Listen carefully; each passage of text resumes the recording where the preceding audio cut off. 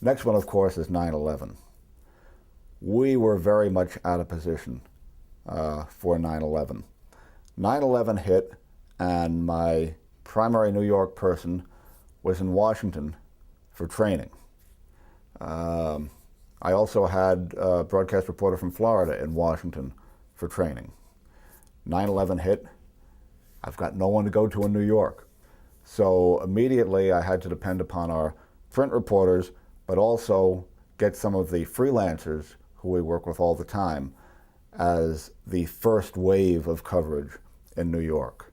And then I started to try and get people out of Washington to New York to supplement the coverage.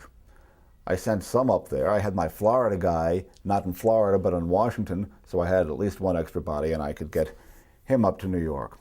But as I started dispatching people to New York, one of our engineers in the newsroom said to me, "Wait a second, don't send everybody to New York.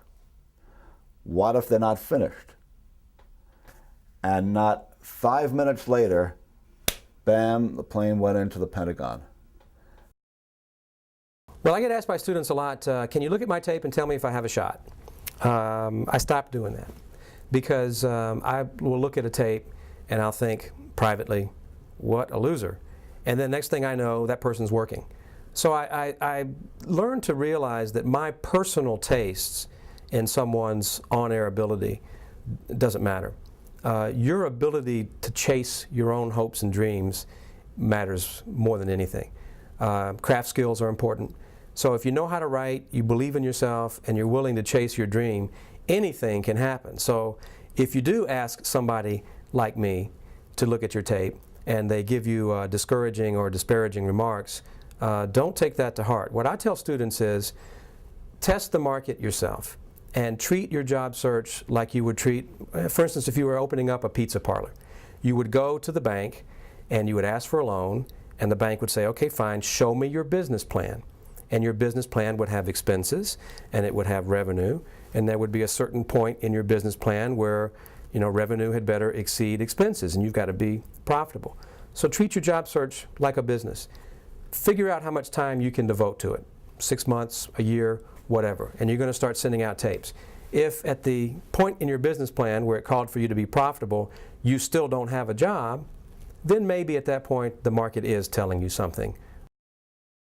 Well, ironically, many of us learn the industry when we're out working in it. And I tell most of my students today, if you're not out working when you're going to college, you're going to be way behind the pack.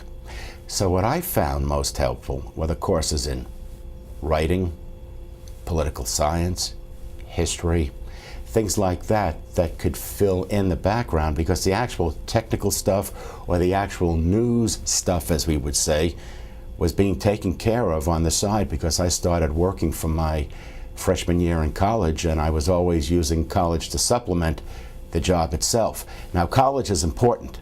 You've got to have it. But there aren't a lot of news directors or general managers that sit down and ask you what courses did you take. They just want to know if you've had the college degree. So I've always believed that one supplements the other.